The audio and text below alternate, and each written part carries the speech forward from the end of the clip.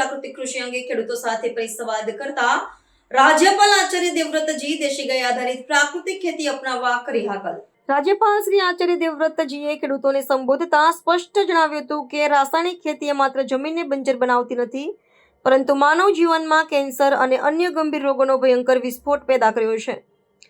તેમણે ખેડૂતોને ખાતરી આપી હતી કે દેશી ગાય આધારિત પ્રાકૃતિક ખેતી અપનાવવાથી ઉત્પાદન ઘટતું નથી, પરંતુ વધે છે અને તે પર્યાવરણ તેમજ સ્વાસ્થ્ય માટે સંજીવની સમાન છે।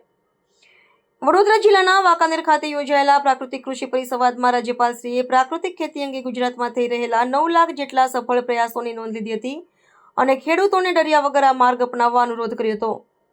રાજ્યપાલે ગુજરાતના ખેડૂત સમુદાય સાથે સીધો અને સઘન સંવાદ સ્થાપિત કરવાની નવી પહેલની જાહેરાત કરી।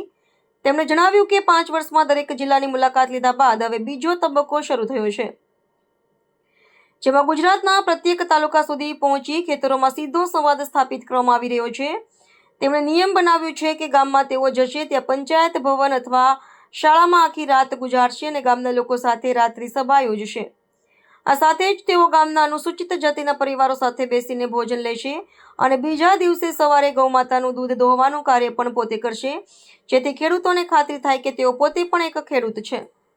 પોતાના ઉદ્બોધનમાં રાજ્યપાલશ્રીએ પોતે ખેડૂત હોવાનો દાખલો આપ્યો હતો અને જણાવ્યું હતું કે તેઓ હરિયાણાના કુરુક્ષેત્ર સ્થિત ગુરુકુળનું સંચાલન કરે છે, જ્યાં 200 એકર જમીન અને 400 ગૌમાતાઓ છે। તેમણે ભારપૂર્વક જણાવ્યું હતું કે તે છેલ્લા 9 વર્ષથી બિલકુલ શુદ્ધ પ્રાકૃતિક ખેતી કરે છે અને જમીનને એક ટીપું પણ યુરિયા, ડીએપી કે જંતુનાશકનો ઉપયોગ કરતા નથી।